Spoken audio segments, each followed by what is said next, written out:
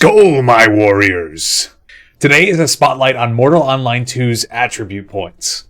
Mortal Online 2 is a rough, unforgiving PvP MMO with little tutorials on the more complex subjects. Today I'm going to help you figure out your attributes and how they function, and I'm going to do my best at explaining this. If I get anything wrong though, let me know in the comments below, as well as anything else you want to see added. Once you get into the game and get your bearings, press C to open up the character sheet. Within the sheet you'll find your health, stamina, and mana, your attributes, which we'll be going over in detail, size, attribute points, damage bonus, weight, height, and age.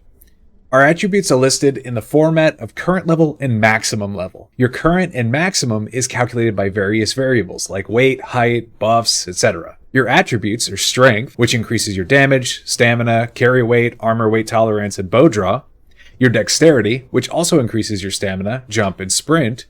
Constitution, which increases your health, stamina, carry weight, and armor weight tolerance again. Psyche, which increases your mana points, mana regen, and spell defense. And Intelligence, which increases your mana points, mana regen, and spell damage. As you can see, each one of these attributes ties into each other and gives a bonus to similar things.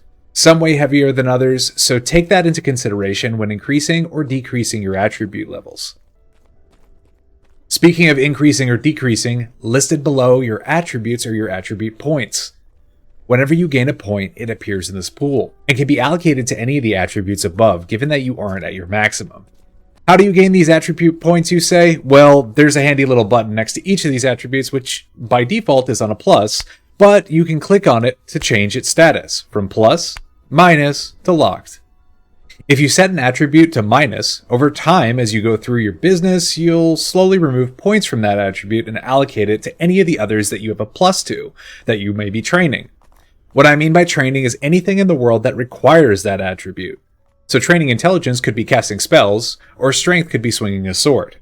For example, if I have a plus on my strength and a minus on my intelligence, while I do any actions in the world that require strength, I will slowly train up my strength while removing points from my intelligence.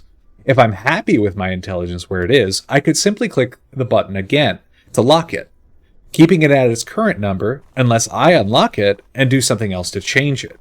With this method, you can train your attributes up or down in order to cater to whatever build you're working towards.